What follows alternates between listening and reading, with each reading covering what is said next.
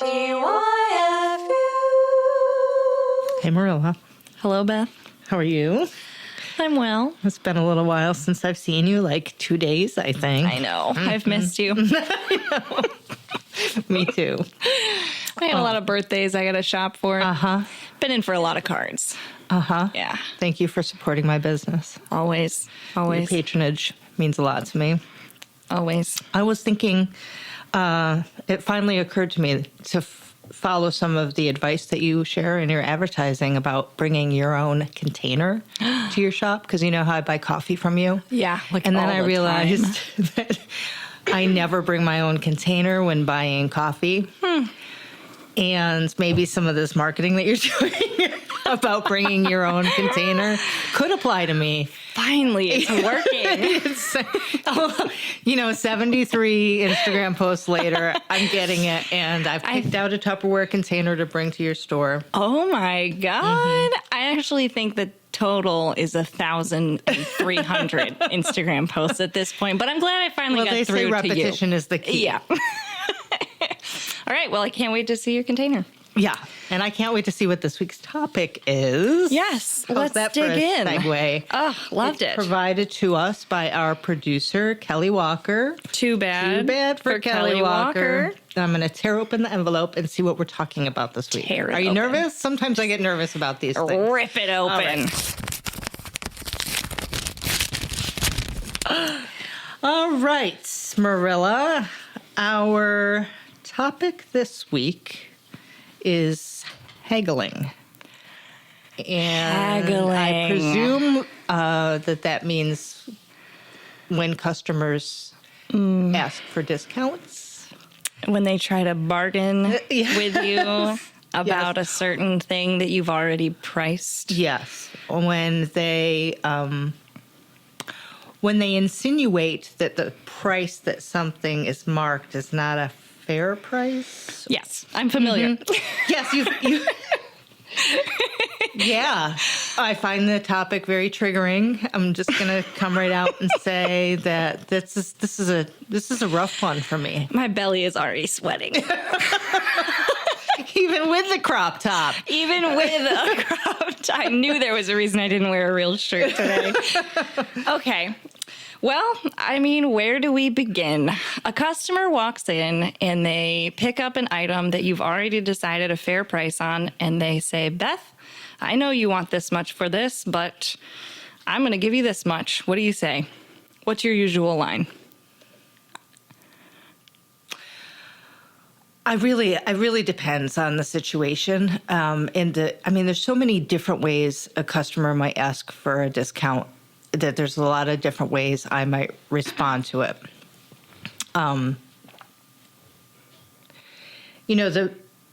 The customer may say something like, "It's my birthday. Do you offer birthday discounts?" Or, student or senior or military. Or I once had a guy say, well, I'm a really nice guy. Can you give me a discount? Do you offer nice guy discounts here? How nice are you? Right? Oh, Yeah, my that God. was it. I don't honestly remember how I responded to that. I probably just Blink, laughed or punched him. I might have punched him You in the could've. face because I'm not a nice guy. I don't know. Oh, my God. How do you respond, Marilla? Tell me. You know that I don't really let customers off easy. And so I think the last time someone came up to me and said, would you take this? I think it was a hoodie. And it's a higher priced item in the shop. Mm-hmm. I want to say it's $75. Those are organic, though. They're organic. Yeah. They're fair trade. I won't get into the details, but my God, they're worth every penny. And she said, how about I give you 50? Oh, my God. And I said, that's not going to work because now it's 95. You did not, did you? I did. Oh, God bless you. And she blinked at me for a moment, and then I laughed and laughed, and she uncomfortably laughed for a minute, and we moved right through it. And I think she came back and bought it, But not that day. Not that day. Yeah, I just hike the price. The more you ask me, the more expensive it gets. Most of the time. I've never thought of doing that. Although one time, and I'm pretty sure this is illegal, but so if any cops are listening, turn it down. Listen, New York State, I'm going to confess something to you right now. I once had a customer who was really outraged about, so we had dollar books in the store, piles and piles of books that we sell for $1. Love it. And a guy brought one up to the counter, and I told him it was going to be $1.08 with the New York State sales tax. Of course.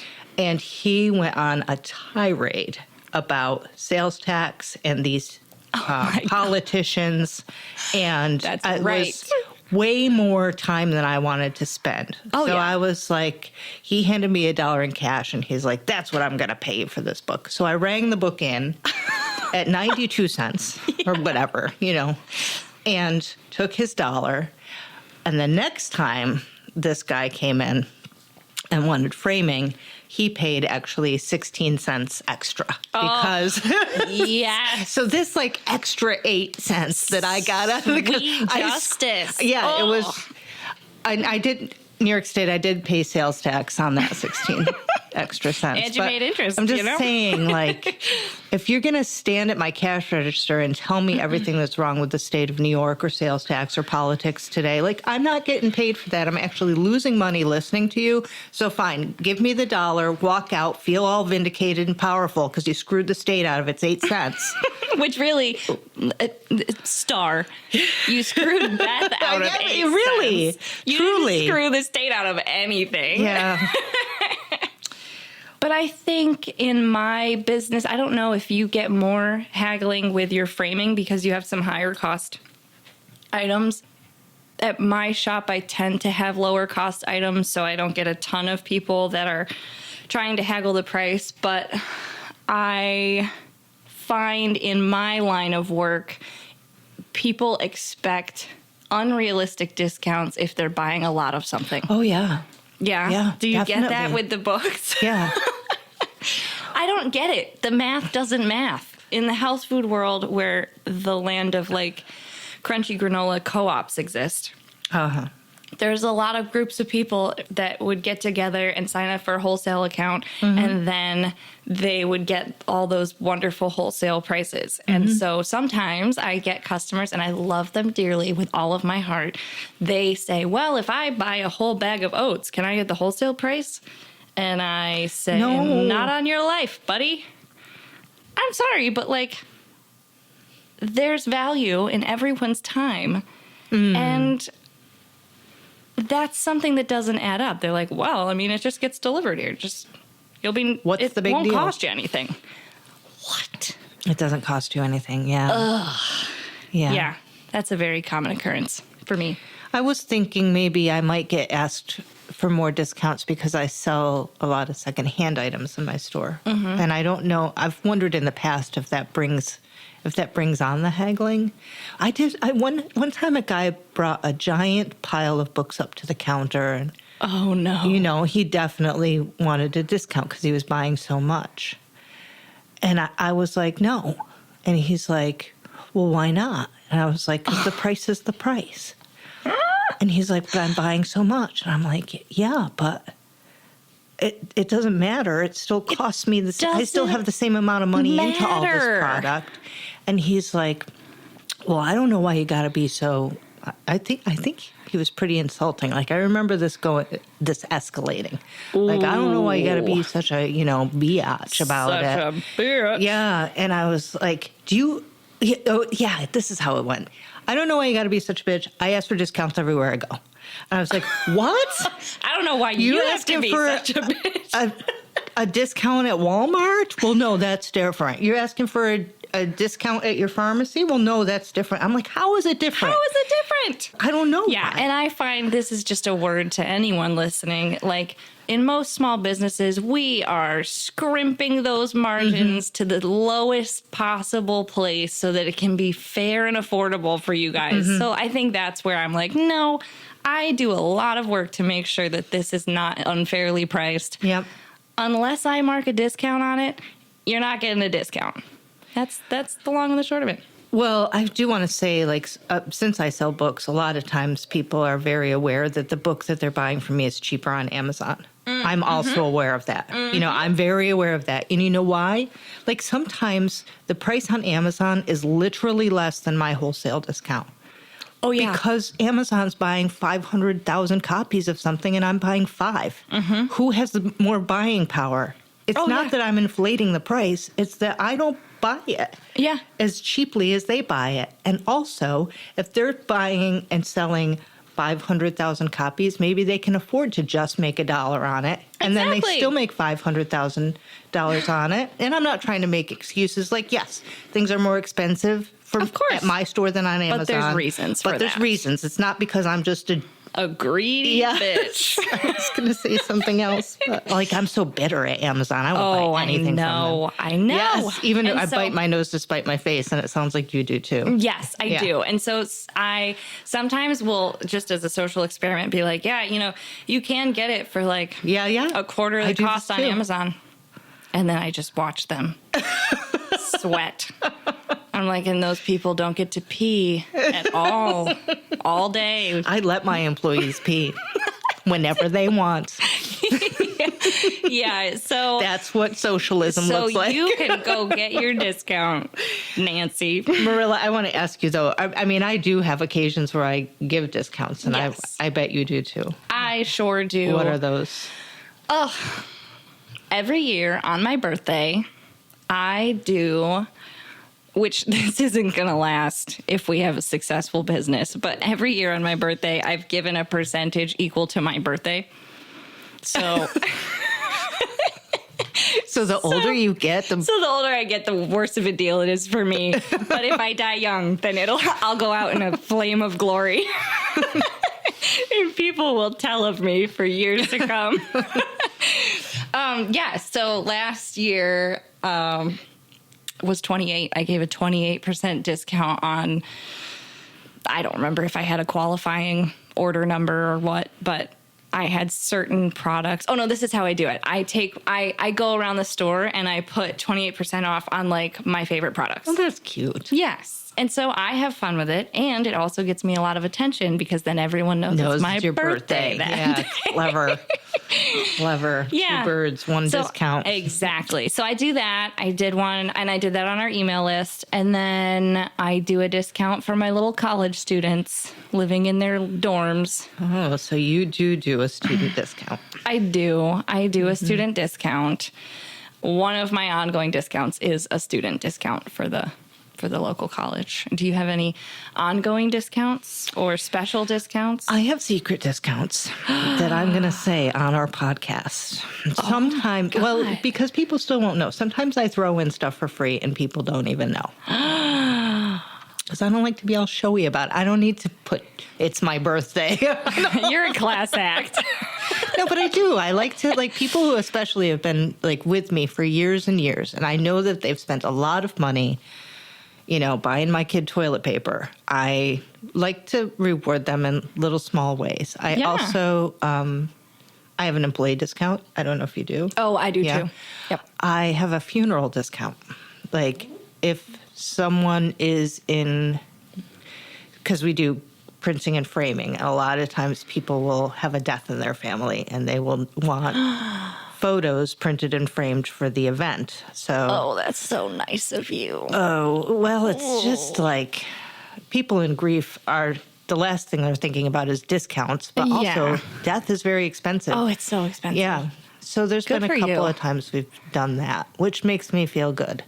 Yes. Because you know what it is like I'm happy to give a discount if I don't feel like it's some kind of weird power play. For sure. And I so often feel like it's a weird power play. Yeah, I think so too. I think they're used as bait and not used as an act of good faith, whereas like you want them to be like, I appreciate you. Here's a little thing off. Mm-hmm. I also do friends and family, but for the opposite reason. You don't want it to be a power play, and I would like to have leverage over my sisters. Yeah, definitely. Yeah. So they always get a discount. And Yeah, then I when do I friends need and them, family, too. they owe me. No. Remember that soap you got from me? Yeah. You liking it? Yeah. So the other story that I'll tell that we may or may not keep is Johnny loves to read.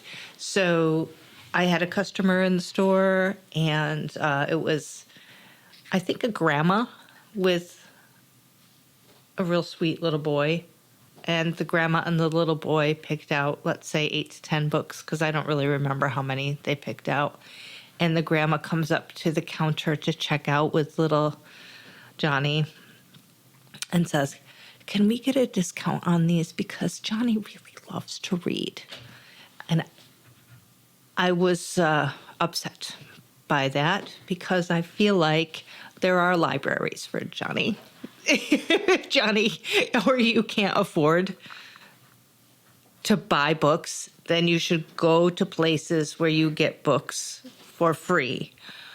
And I was thinking, well, my kid really loves Cheetos, but I'm not asking for a discount at the supermarket because, oh, my little kid really loves Cheetos, or my little kid really loves, Fruity Pebbles, or whatever it is. Bananas, let's pretend I only feed them healthy things. Yeah. Edit. Apples. Apples, bananas, and sweet potatoes. I know, that's all my kid really loves. But I don't ask for discounts on them. So I don't know. I just felt like that was very manipulative, because then you have to look at this little kid and be like, no, I'm a monster and I don't want you to read.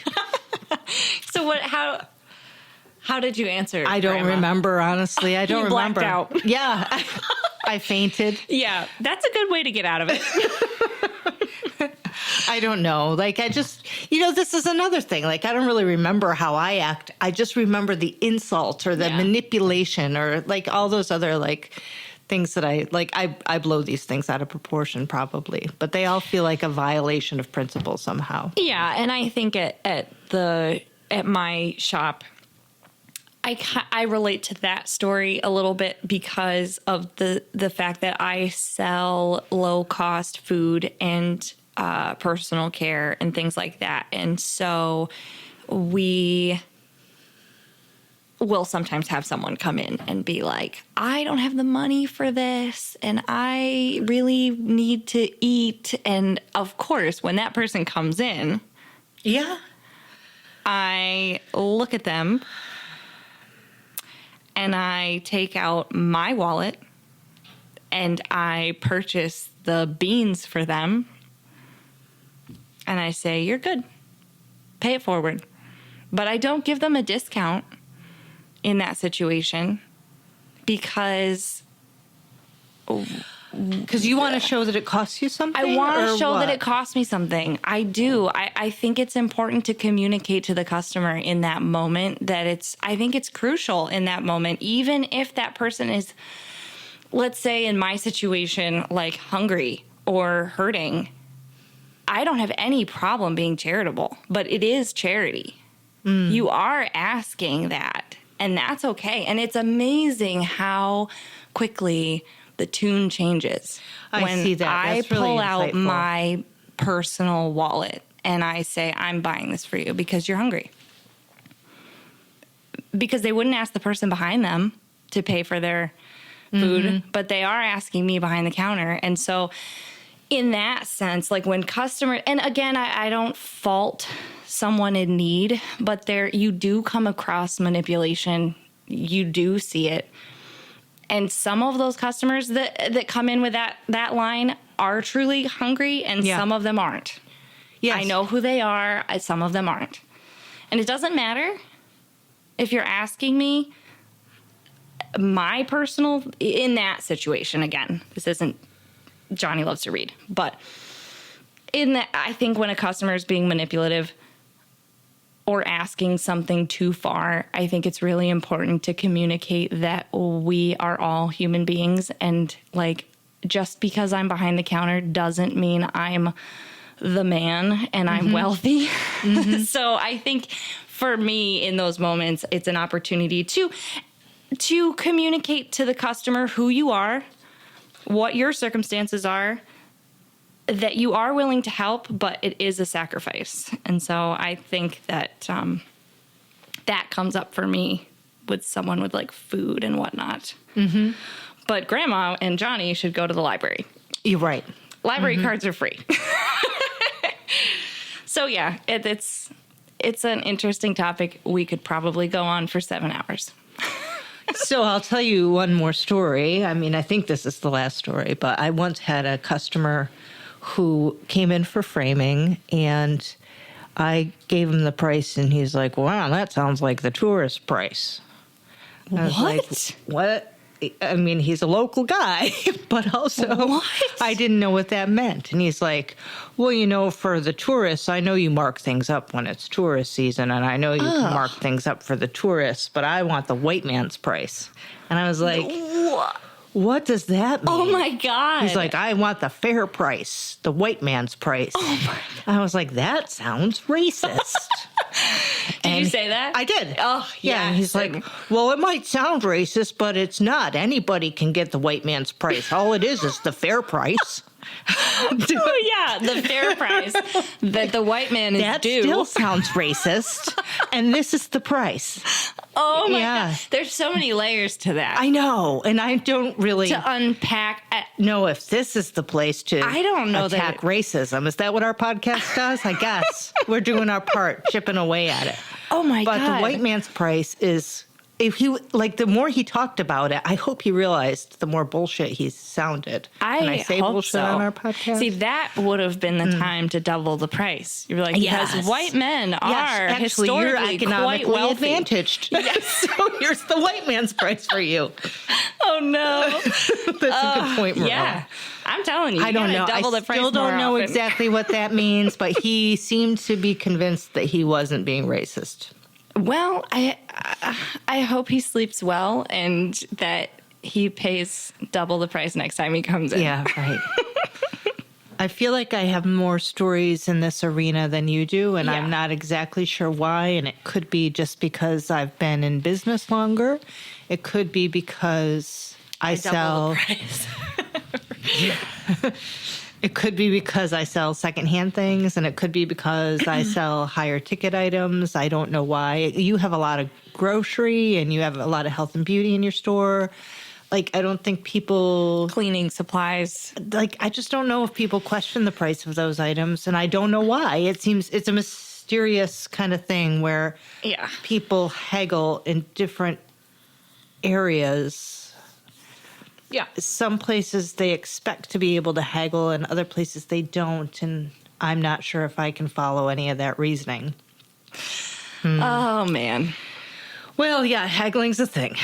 Haggling is a thing. We chat about the biz, it is the way it is. Thank you for understanding.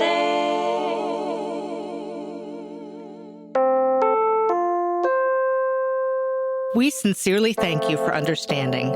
Please visit us at tyfupod.com to learn more about the show, share prompt ideas, or tell us about your own small business experiences. We may include your story in a future episode. Find us on Instagram, Facebook, or YouTube at tyfupod or on tyfupod.com. Our theme song was composed by Marilla Gonzalez. The show is produced by Kelly Walker. Too bad for Kelly Walker.